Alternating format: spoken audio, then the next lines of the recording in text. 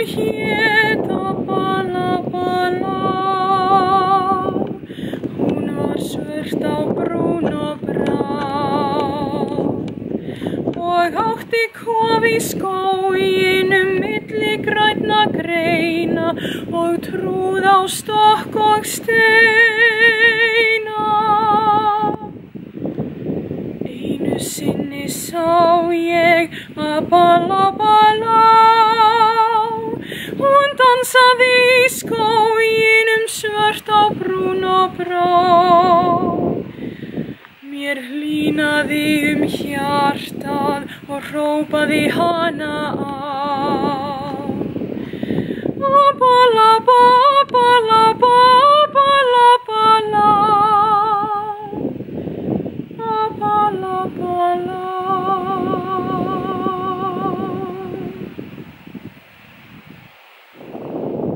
Það var haustið 2008 sem ég byrjaði svona formlega að læra söng.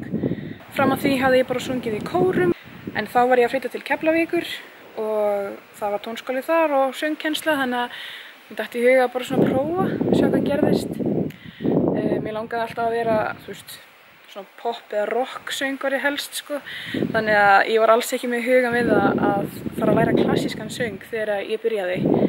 En Dagný Jónsdóttir, kennarinn minn, tók mig að sjálfsögðu í svona pröfu fyrst, sko, og lét mig gera alls konar æfingar og ég sagði henni frá því að ég hefði náttúrulega bara alltaf verið allt og ekkert með neitt rosalega háa merkilega rödd þannig, sko.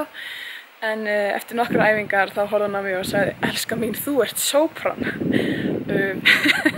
Og ég náttúrulega bara vissi svo sem ekkert hvað það þýddi þannig þá, en ég hugsaði bara ok, cool.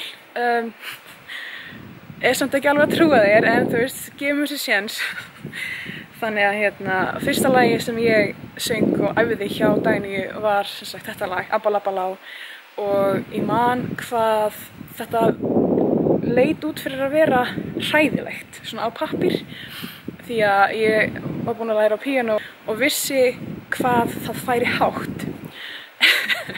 Ég held að fari sem sagt upp á Es, ef ég man rétt, og ég var svo hrædd, þetta var svo hræðilegt. Eða þú veist, ég man ég var að syngja þetta með Dagný og það fór að nálgast þessi kafli þar sem maður gerir Apalapa, apalapala, og ég var bara, þetta er allt og hátt. En það hafðist, þú veist, það hljómaði ekki dásamlega þá, en með æfingunni þá var sjálfsögðu komið þetta og talsvert meiri hæð þar ofan á svo eftir meiri æfingu. Þannig að þetta lag er svona upphafið af öllu, myndi ég segja.